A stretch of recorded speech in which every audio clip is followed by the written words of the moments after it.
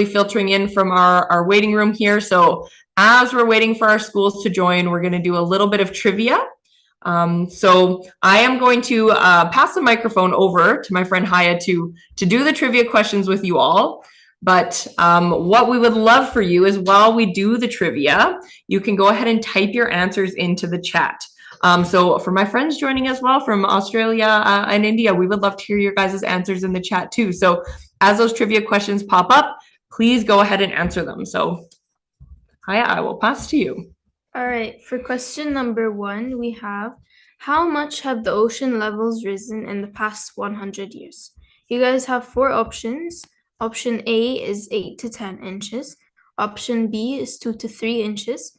Option C is 6 to 8 inches. And option D is 10 to 20 inches. Okay. So you guys can type your answers into the chat. So I'm trying to think. I'm a Canadian, so for me, I'm a centimeters gal. So I need to try to imagine what inches are to picture this one.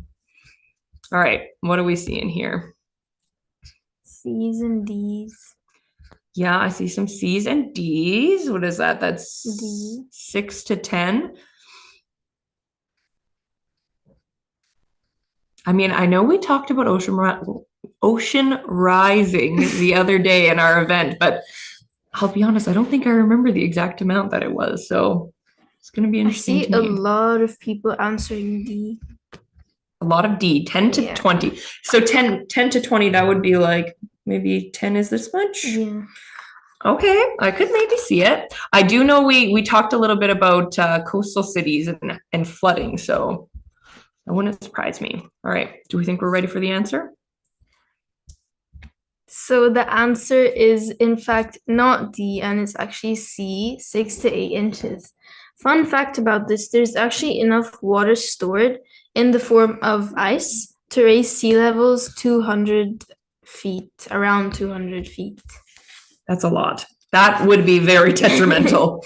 All right, let's do the next one.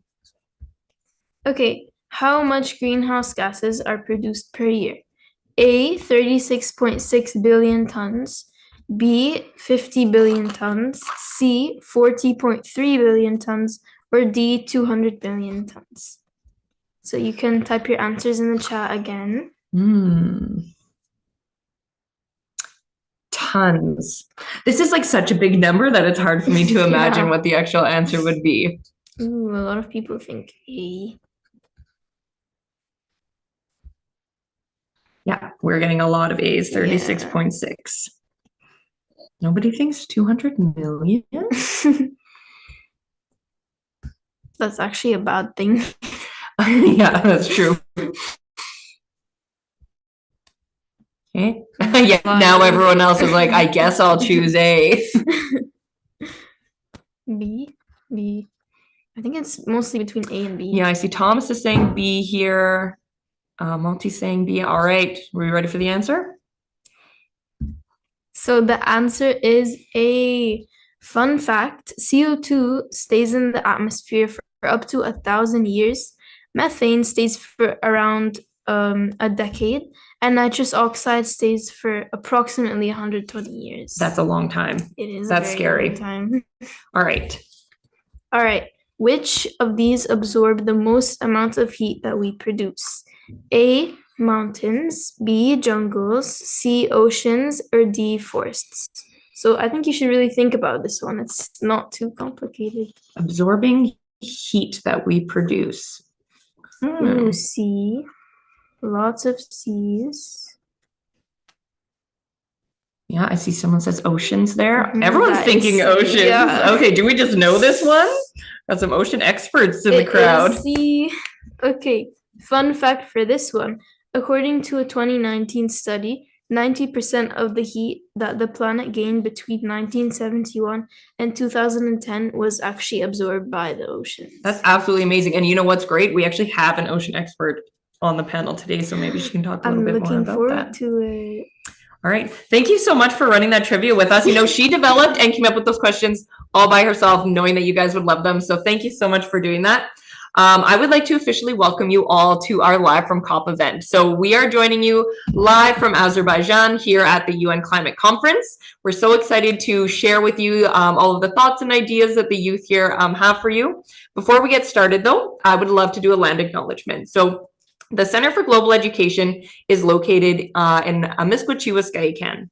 So this is colonially known as Edmonton, Alberta, and we're found in Treaty 6 territory. This is the traditional traveling route and gathering place for many diverse groups, but a few of them include the Cree, the Dene, the Nakota Sioux. So a land acknowledgement is a really great way for us to kind of tie in that reference to Indigenous culture and Indigenous connection to lands, which I think especially for a climate conference is so important because those traditional knowledges about the land and how to protect it are so important now as we're developing new ways of thinking about how we can fight the climate crisis. Now, before I pass it to my next speaker, you could come join me. I do want to do a couple housekeeping ideas. So we would love to hear from you in the chat. If you guys have any questions or comments, type them in the chat. We would love to see them as well. We have a few friends joining us over on YouTube. You are welcome to type your questions into the chat on YouTube, and my colleague Sarah will pass them over to Zoom. We will have a Q&A at the end of the session. So if you have any questions, save them up. We're going to do a Q&A at the end. All right, on to you. Hello, everyone. First of all, welcome. My name is Hafiz, and I'm an Azerbaijani student that has had the pleasure to contribute to some of the Decarbonize events. For this event, I'm proud to represent Azerbaijan in our discussion about the COP Conference of Parties. And I'd like to start with that. Azerbaijan is a country quite literally in the center of the crossroads between Eastern Europe and Western Asia, with a rich history and a dynamic role in addressing global climate and environmental challenges. Hello, everyone. My name is Mohammed Mamadov. I'm 17 years old, and I go to Baku International School here. So on this slide, you can see the three key elements of Azerbaijan's identity. Its modern architecture, represented by the Heydar Aliyev Center in the top left corner. Its geographical location, bordered by the Caspian Sea. There's a map on the right corner. And lastly, its iconic national flag square, which symbolizes our unity and resilience as a nation. If you look at the map there that Mohammed mentioned in the top right corner, you can see that Azerbaijan is strategically located and it's bordered by 5 countries, Russia, Iran, Georgia, Armenia, and Turkey. The Caspian Sea to the east also plays a significant role in our climate and our economic development, and it also is part of the reason why we have energy and environmental issues.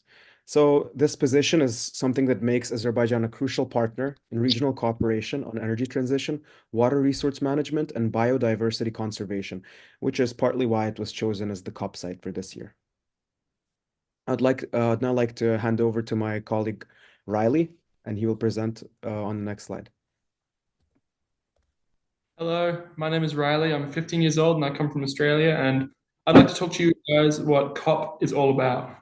So this year is COP29, which is the 29th Conference of the Parties, and it aims to bring international leaders and change makers together into one place to advance the solutions for the defining issue of our time, which, as you all know, is the climate crisis. Countries will present their national climate plans and enhance the nationally determined contributors, or NDCs, which are national climate action plans and emphasize economy-wide and implementable strategies. COP provides a platform for civil society, scientists, and youth to share their ideas, opinions, practices, and innovate solutions for the climate crisis. COP29 this year specifically is focusing on keeping the 1.5-degree climate goal possible and plausible. Awesome. Thank you so much, Riley. Hello, I am Arjun, and I'm a student from India taking part in the Decarbonize program here at COP29. And I'm going to talk to you about the Child Manifesto that we present here at COP. The 2024 Child Manifesto is a powerful document representing over 30,000 young people from 70 countries. It outlines 13 key demands divided into 4 categories: community, communication, climate education, and policy. The manifesto was created during an intense 48 hours writers' retreat where over 40 students collaborated to amplify our voices. Many of you might have contributed to this process either by sharing your ideas or filling out the Global Environment Survey, which provided the data that shaped these demands. Now, instead of just talking about these demands, let's make this interactive. I've prepared these photos representing some of the demands, and I'd like you to guess which category they fall under. Is it community, communication, climate education, or policy? You can type your answers in the chat. All right, what do we think? Advocating for children's voices and climate initiatives through mentorship and emotional connections to the climate crisis. All right, what are they thinking, Arjun? Okay. Hafiz thinks that demand 9 fits into the community part of the manifesto. Some people say climate education, community again. Okay, so the first one, demand 9, is part of the community action part of the manifesto, and the second demand 6, is part of climate education. So congratulations, many of you got it correct. Awesome.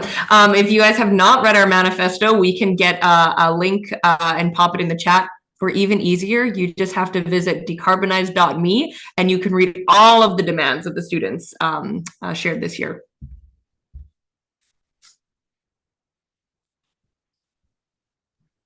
Hi everybody, my name is Coralie. I'm 15 and I'm from Australia. Hi, my name is Defne. I'm 16 and I'm from Turkey. And today we're going to do an icebreaker with you guys as another activity.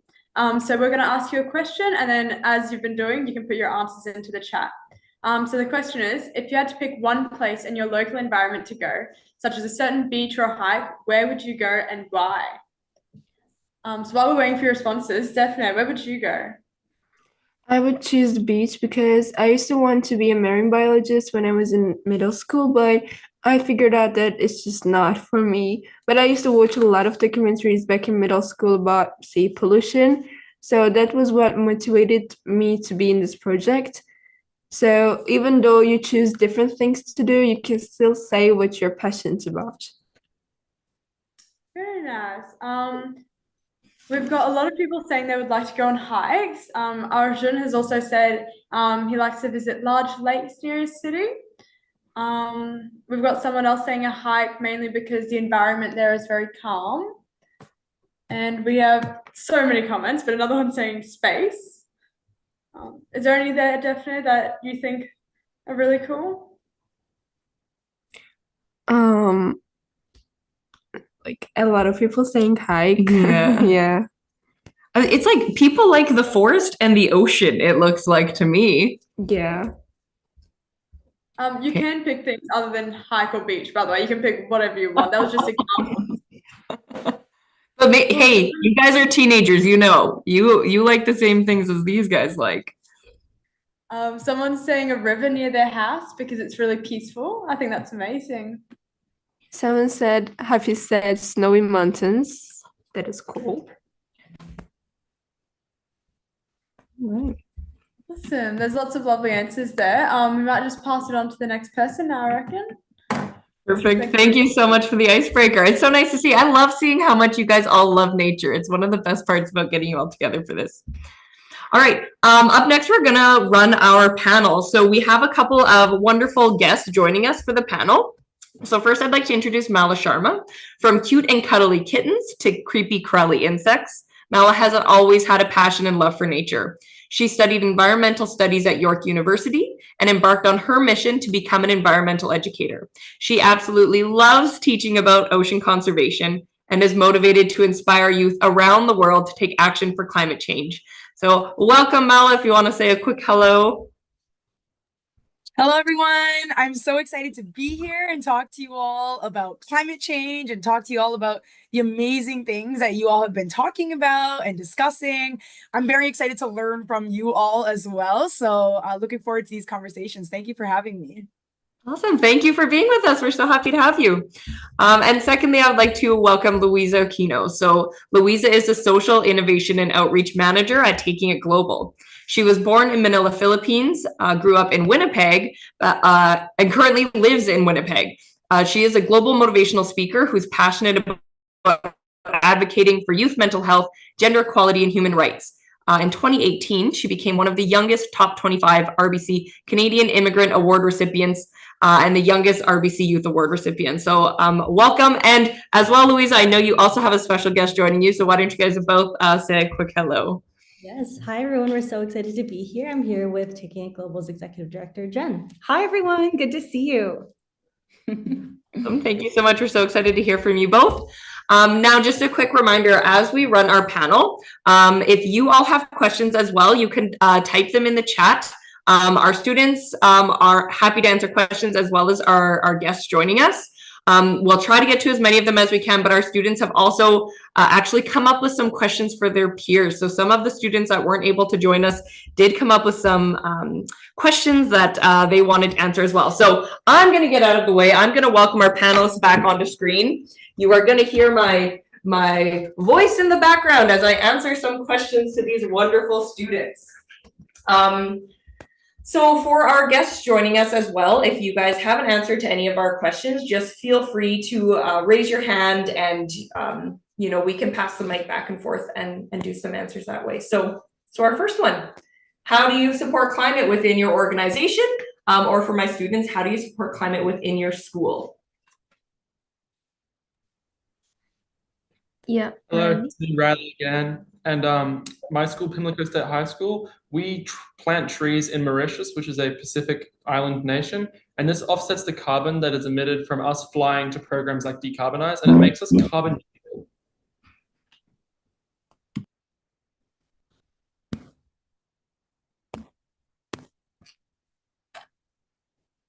Very cool. Do we have anyone else? I think he got cut off. Yeah, might have. Do either of you guys have one for this one? We can pass it to one of our guests as well. Hey, how about ocean-wise? Do we have an answer for our first question? Yeah, can we get the question repeated again? Sorry. Yes. How do you support climate within your organization? Ooh, wonderful. Okay, so I am the ocean conservationist that Rebecca was mentioning earlier. I work for a really cool organization called OceanWise. Now, at OceanWise, we're located out of Vancouver, British Columbia in Canada, and we have a collection of various teams. So we have a bunch of scientists working in, plastic reduction, plastic pollution, and their effects on the ocean. We have a team that's focused on sea forestation, so regrowing kelp forests in our ocean because they have been being completely destroyed because of climate change. We have a sustainable seafood team that's looking at, how we can protect different fish populations and how we can be more conscious about the types of seafood that we're consuming. We have so many incredible teams. We have a whales team that's studying whales and protecting them in our ocean.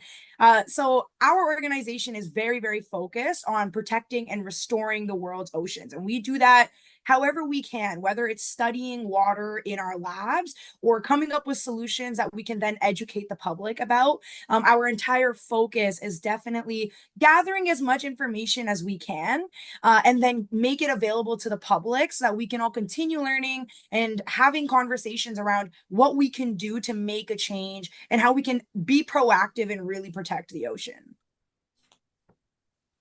Awesome. Thank you so much for sharing. And Louisa, how about you? Yes, so here at Taking It Global, we've distributed over $1.3 million to fund over 1,200 youth-led projects that focused on environmental SDGs like climate action and life below water. We've also given dozens of other grants to groups and communities to help with their own sustainability projects. But more recently, we're also focusing on encouraging young people to learn more about the effects that their actions have on the environment and to be more mindful of their daily actions. So we have a platform called Commit to Act, which allows people to track their sustainable actions, such as avoiding single-use plastic, eating plant-based, hosting community cleanups, planting a tree or garden. And when you log your actions on Commit to Act, you can see how much CO2 you're saving, and you can really see the impact of collective action. I remember when I was growing up and I always thought, well, it was just one plastic water bottle. It was just one meat meal. But now that I'm kind of seeing the impact of my actions, I can really understand the impact that I have and see the difference that I can make when I get others to join me. I don't know, Jen, if there's anything else you wanted to add? Yeah, I just want to acknowledge that young people have supported climate action and there's generations of youth that have aged out of youth. And so one of the ways that we support climate action today is through intergenerational connections. And I'm just so grateful that we were able to also accredit, I think it may be one of you at CGE over there at COP29. Yeah. But over the past 20 years, we've been accrediting youth to various UN Convention on Climate Change conferences and just doing everything we can to amplify your voices. That's awesome. And thank you very much. Just so everyone knows, none of this would be happening without TIG. So their original support of this and their continued support of it is absolutely necessary. So thank you for everything you guys do. As well, these girls know we have been using Commit to Act while we are here. So they are very aware and very used to logging their actions on there. So I see we did have a great question in the chat from Teresa. What efforts and initiatives are being taken to inform marginalized communities about decarbonization and about combating climate change? So any of my youth on the panel, did anybody want to speak to including marginalized groups or communities in climate actions? I think we had a couple ideas in our manifesto about this as well. And as well, to our panelists, is there any projects or programs that you run that include marginalized voices?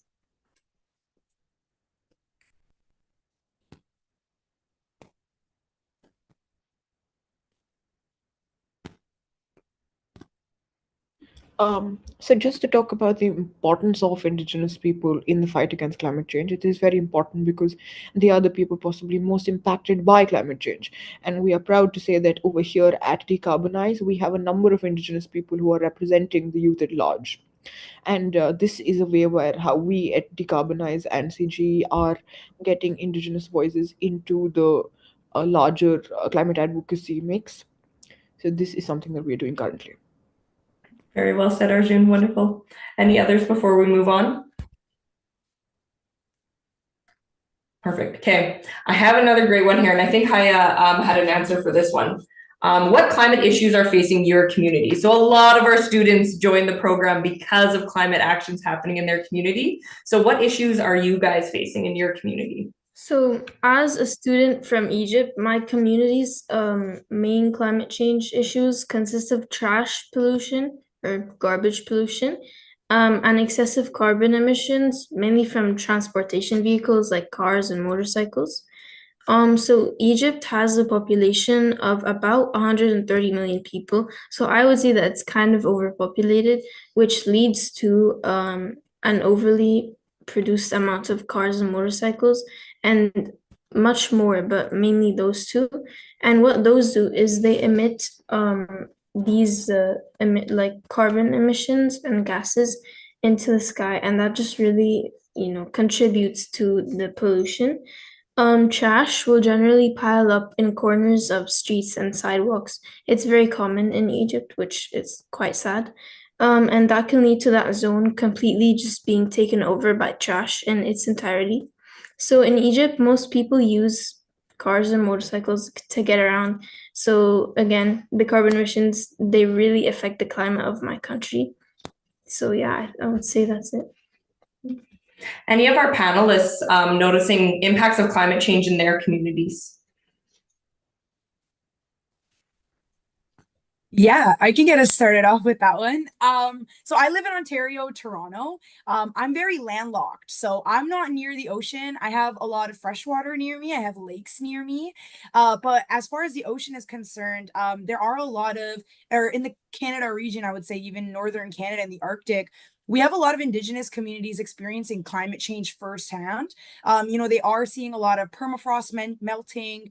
They are seeing a lot of changes in geography, a lot of ice melting, and even the ice that is surviving is a lot thinner than previous years. And this isn't only affecting, obviously, the environment, but it's affecting the way people live in their communities and different, practices that might have been sustained over generations. Now in Toronto, personally, I've seen a lot of plastic pollution, obviously. I've seen how carbon can really, really impact really dense cities with all these cars and transit systems in place. And in coastal communities, we've seen a lot of oceanic habitats be destroyed. So as I was mentioning earlier, we've seen a lot of kelp forests be destroyed and removed from the ocean. Kelp forests are incredibly important in the battle against climate change. So seeing systems like that be completely removed from the ocean is very dangerous, and that's something that we've noticed as well. I wanted to share, I was through my work with Taking It Global and the Connected North program, I've been just returned from 2 visits. So one in Cambridge Bay in Nunavut, and the elementary school, because the permafrost is melting, the school is actually sinking, and there's severe damage to the foundation of the school due to climate change. One thing I know is that Inuit communities do live in harmony with the land, and yeah, but they are facing very serious effects. And then I was also last week in Katlodeche First Nation in Northwest Territories, and Salt River First Nation in Northwest Territories. And the children in these schools last year were evacuated for several months due to extreme wildfires in Canada. And I was very grateful to be able to join a fire feeding ceremony with Dene students and their elders. And one of the ways that the students focus on preventing climate change is to give thanks to the land and to live in a way that is not taking more than what is needed, and giving appreciation to the land for all that it provides. So these are just a few examples of some children in the northern parts of Canada that are on the front lines of climate change. I'm popping in so you can see my face as I respond to this, because I was speaking to our Canadian student with us here at COP today. She is transporting back from COP right now, so she wasn't able to join us, but she was speaking about how they're doing work on educating people about migration patterns of traditional food sources. So the actions that you're speaking about, supporting those communities, I think would resonate really, really well with her. So I'm hoping I can connect with you guys afterwards, because like everything you're saying, I'm just thinking about our Canadian student the whole time. So that's wonderful. Thank you for your hard work. Okay. Now, my next question, I've actually seen this question pop up a few different times, a few different ways. So I can't call you guys all out because you all were asking this wonderful question. How can youth get more involved for climate action? So how do you think youth can get involved to help the climate? I'd like to answer that question. I really like this question. And I did see a lot of people in the chat asking it, and I hope that it'll be helpful. So I'm from Azerbaijan, and previously there haven't been many opportunities for youth to be involved, but the coming of COP to this country this year opened up many pathways. And this was how I discovered Decarbonize and was so eager to participate in it. So I believe that youth can combat climate change by raising awareness. They can also adopt sustainable habits, become good role models for their friends and their schools and their communities. They can lead local projects and participate in global projects, maybe like Decarbonize, the Child Summit. And I think a great example is this presentation, where we have over 150 people watching, and this is something that was compiled by fellow teenagers to spread awareness on the issue. And speaking about something that was compiled by people your age, is the Decarbonize Manifesto that was co-authored by children worldwide. It amplified tens of thousands of young voices in climate policy, which I think in the long run will help ensure that solutions that are discussed at COP are inclusive of the experiences and perspectives of the youth. If the voices of youth were not recognized as they have been historically, then the COP conference of today would not have a separate delegation or room for youth and children's voices. And I personally believe that by engaging in such efforts as young people, we can become powerful agents of change. We can drive action, and we can inspire others towards a sustainable future. Thank you. And I'll be looking at the questions in the chat. If you have some questions to me, I'll be answering that, as many as I can. Thank you. I think Mala and I have the same face and the same reaction as the previous one, and just so in awe of the young people who are showing up, who are so dedicated and so knowledgeable on such an important topic. So as someone who is a bit older, I want to say thank you for all the work that you're doing and your passion for the cause. And something that I would say that all young people can do is start small, start with little actions, start with little sustainable steps that you can do in your everyday life, whether it's trying to do a plant-based meal, starting with once a week, that can maybe go to once every or 2 times a week, and kind of growing from there, or trying to walk when you can, or take sustainable transportation, really using water bottles that you can reuse, not using, and trying to avoid single-use plastic. These are little steps that we can take to make a difference in our own community, and we can all do it. We can be leaders, we can help other people join and learn about the importance and the impact and the collective impact that we all have. And again, with Commit to Act, I just love the platform so much because it allows us to see what happens when we all come together and we all do our own little part, and the impact that can make on our environment. So Hafiz, you're absolutely correct. Like if you can lead by example and do the things that you can and the things that you have control over, that itself already makes such a big impact that is not just for yourself, but for other people around you who can join you in that mission in living more sustainably.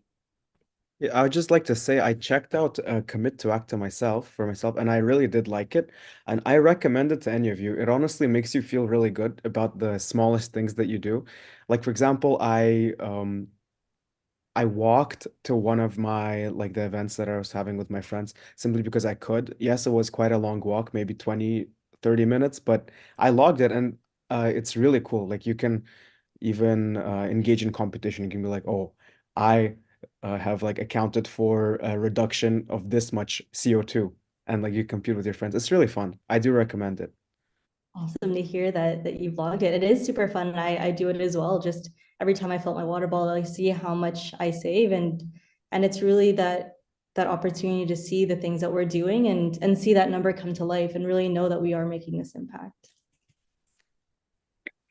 Yeah, just to build off of Louisa, it's exactly what you're saying. It's the small things that you do every day that will make that greater impact. I know a lot of times we think about climate change, we can sometimes be really intimidated. There's a lot of, climate anxiety, climate change education anxiety. We don't know where to start. We don't know what to do, but little things like this go a long way. I'm sure we all at some point, this all began with us sitting in our room or being in class or noticing something, and that one thing made us curious and kind of had this domino effect leading us into this conference today, where we can all sit with like-minded people that are just as motivated as each other to talk about the same issue. And we're in every corner of the world today, but we're all thinking the same thing. What can we do about climate change? So even the smallest question, asking that question to people, talking about it, keeping that conversation going is one of the most important things that you can do in your own life, and one of the smallest and easiest things you can do in your own life to make sure that we're continuously finding ways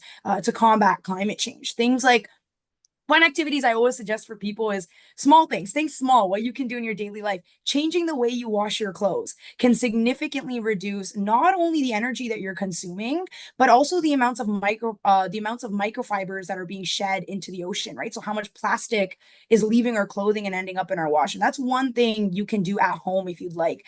You can get a group of friends together and go lead a shoreline cleanup, right? That's a citizen science effort right there. Go into your communities, clean it up, track and collect data on what you're collecting, and submit that to your local government so we can keep an eye on what we're finding and how much we can reduce it. Honestly, just keep speaking up and share what you know. It's one of the most important things that you can do. And hopefully we can all find careers in conservation as well. If you want to be a photographer, if you want to be a director, if you want to be an engineer, if you want to be an artist, all of these things, the most amazing thing about working in environmentalism is that it doesn't matter what your passion is. There's always a way that you can connect it back to the land that you're on and connect it back to conservation. So get creative and find ways to make your career, your daily life as sustainable as you can. It's definitely possible. And I'm sure this is the group that can find many creative ways to do it. I couldn't agree more. That's so true. Okay, our next question, I've seen a couple, again, similar to this in the chat, but phrased a couple different ways. How do you think that you can reduce your own personal carbon footprint?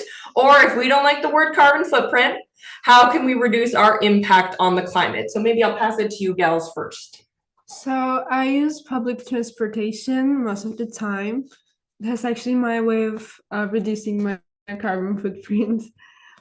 I know this is like a bit of a small action, but I do like to use a reusable water bottle. Apart from that, so on my house specifically, our heaters are actually powered by solar panels that we have on the roof. So I think that really helps as well, even though I don't do it, but it's, you know, it's an impact for something.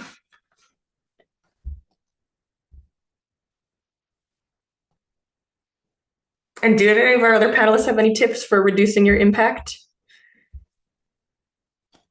Riley and Corley as well, you're welcome to answer.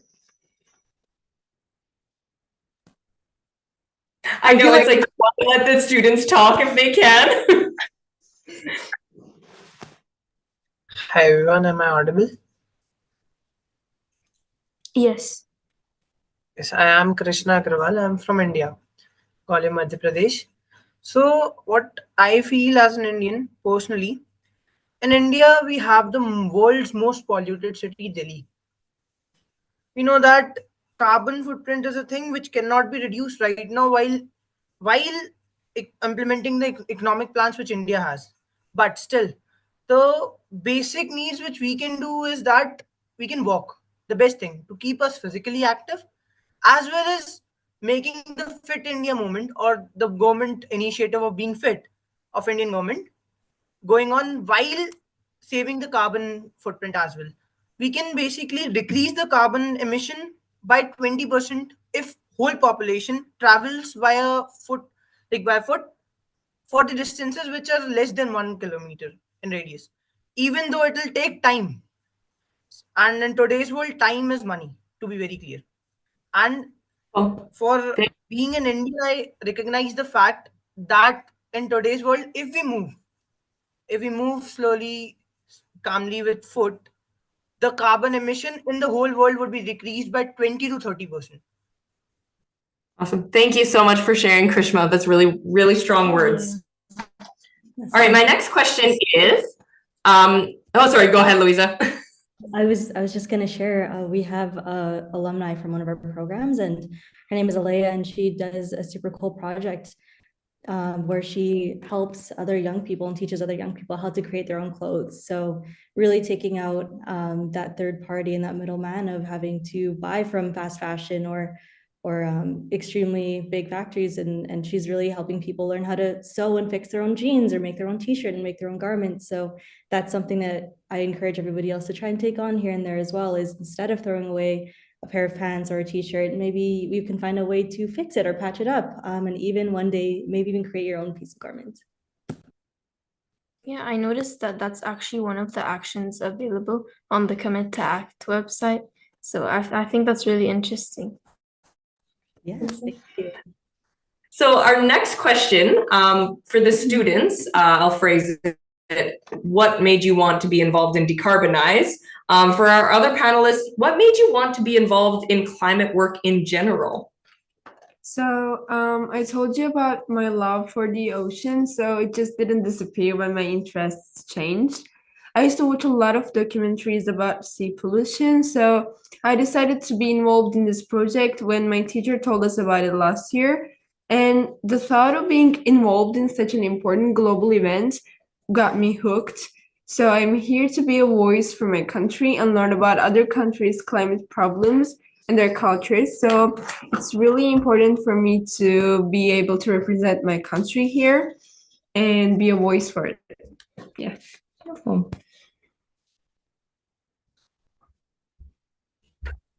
Hello, am I audible?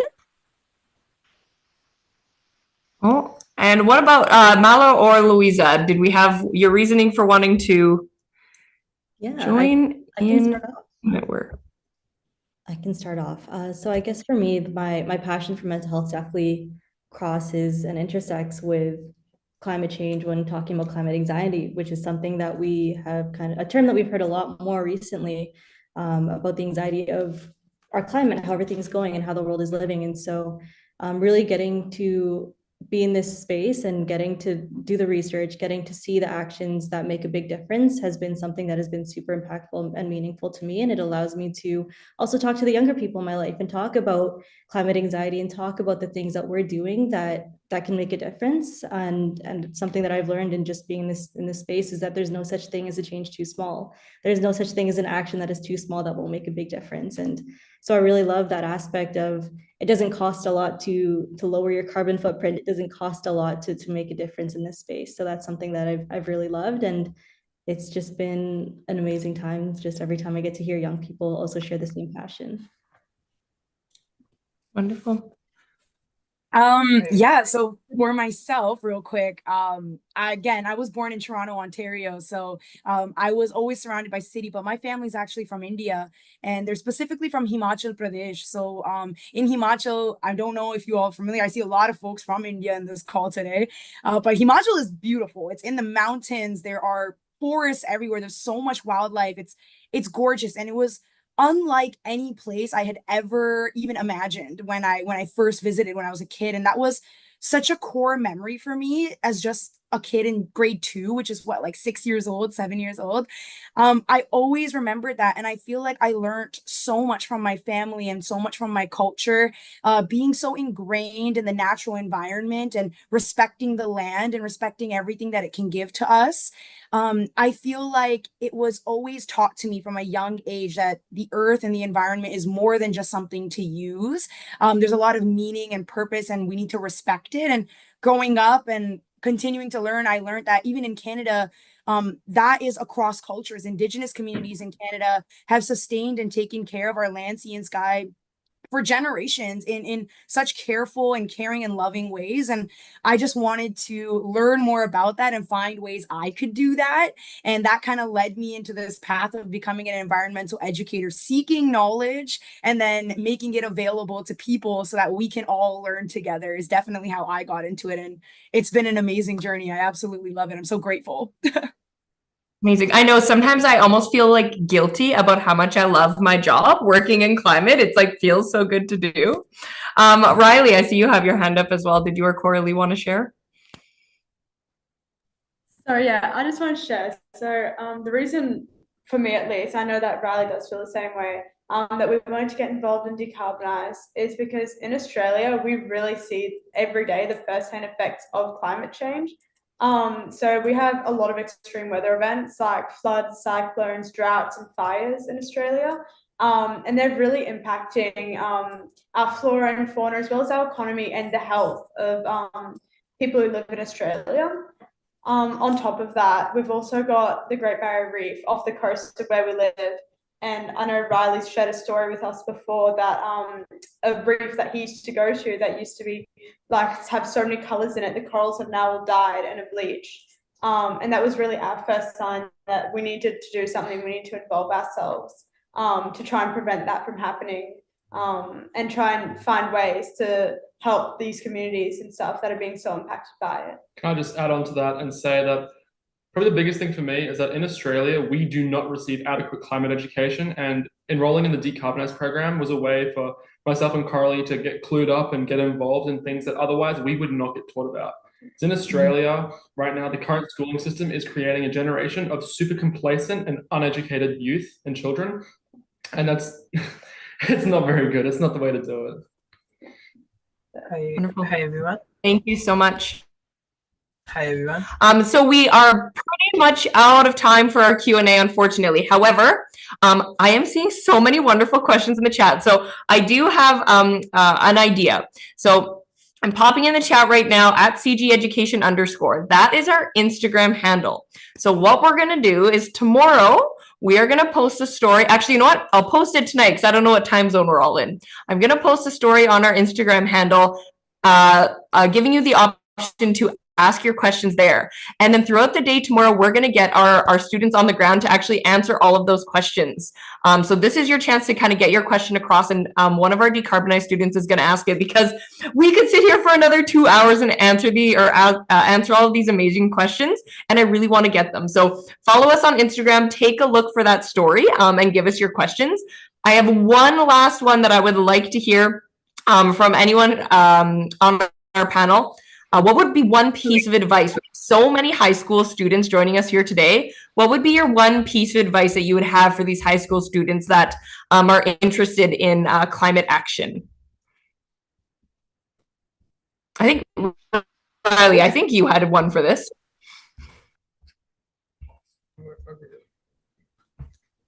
I really think that, sorry, just give me a moment.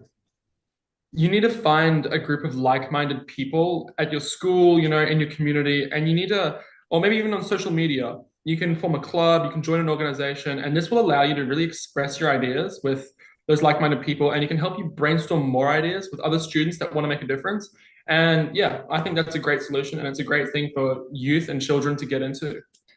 And extending on what he said, social media is definitely such a big platform for youth, and it's such a great way to be able to interact and find out more about how to do things relating climate, education, everything as well. I know in our manifesto there was a clause about using social media to help spread awareness and educate people on that. Wonderful. And did either of our other panelists have any last pieces of advice for the youth in the room? Yeah, I think Jen has something. I just want to share the importance of hope and to maintain your hope for the future. I know that our generation is facing a lot of devastation and despair, and there's going to be continued disruptions and challenges, but we can never lose our hope. Thank you.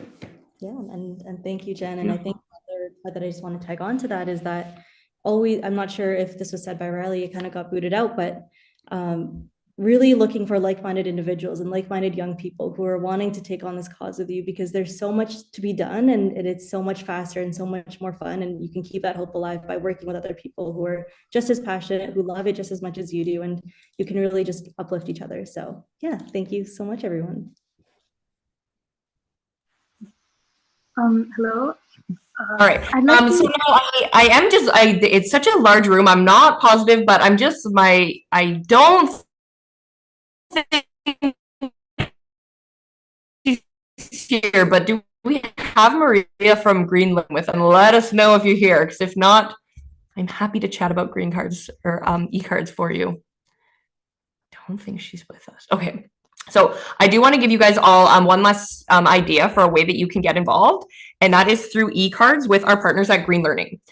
So e-cards are a way that you can take an art piece or a poem or a photo, and you can put a demand for a decision maker on that e-card, and you can actually send it directly to that decision maker. So if you want to take a demand and you want to send it to your prime minister or your president, if you want to send it to a social media influencer from your country, if you want to send it to your local mayor, e-cards are a great way to do that. So if you're someone who already has some art, so for example, our students here, actually, Daphne, I think you have some examples with you. Yes. Our students here have been doing art leading up to COP and here at COP. So we have some examples of art. It's super easy to just take these art pieces and turn them into e-cards and send them along to Green Learning. I'm just going to pop the link in the chat here for you all. One moment. Okay. And this is just, yeah, like another way that not only are you just adding those demands, but you have that kind of that addition of art that goes along with it. So e-cards are a really great way to do that. As well, we also have our Art for Climate gallery, which you can find on our website. Lots of different ways that you can share art, because art really does have a way to inspire action, maybe that words don't always have. Okay, and then the last thing I wanted from all of us is we have a little poll that we would like you guys all to answer. So this poll just kind of gives us an idea of maybe what you thought about the event and how you feel about what happened here. So I'm just going to launch it really quickly. It should pop up any second on your screen. And there's two questions. So the first one is, did you learn something new at the event? So agree, neutral, or disagree. So Daphne, what do you think? Did you learn something new today? Yes, I learned about the importance of beach cleanups today. Oh yeah, to get rid of plastic on our beaches. Yeah, that's an awesome one. Have you done a beach cleanup in Turkey before? No, I haven't. Oh, could be something new after the event. Okay, and then our second question on the screen is, I will make a change. Oh, sorry, this one is helping biodiversity, but really it's to help climate. Does anybody think they're going to make a change after this event to help climate and biodiversity in their home? What do you think? Are you going to make a change? Yes, I think I'm gonna limit my plastic bag usage. Yeah, that's an awesome one. Using reusable bags is a great way to do that. So I'm hoping that everybody joining us today maybe will also be thinking about making some changes in their life, taking some actions at home. We always say with Decarbonize, coming to COP is obviously very exciting and an awesome opportunity. However, this is just the starting point. This is really just the first thing that our students do. It's inspiring action that they're going to take when they go home in their own communities. Now, I want to remind you one more time, you guys have so many great questions. Check out our Instagram right after this event, and you can pop all of those questions into that question box on our story, and we're going to spend all day answering them for you. So we would love to get to them. We do one thing at the end of all of our Decarbonize events, and that is the Decarbonize cheer. So I am going to invite my youth back in front of the camera. The way that the cheer works is we're going to count down 3, 2, 1, and then we're all going to put our hands up and say decarbonize. Okay, we're going to do it a couple times just to make sure that we get it. So all together on the count of 3, 3, 2, 1. Decarbonize. Decarbonize. Oh, I think we could do better than that, everybody. We're going to count down 3, 2, 1. Decarbonize. Okay, that's it from us. Thank you so much for joining, and thank you to Taking It Global and Oceanwise and Green Learning for partnering. We'll see you guys next time. Good afternoon, good night, good morning. Good night. Bye. Good evening. Bye. Bye. Bye.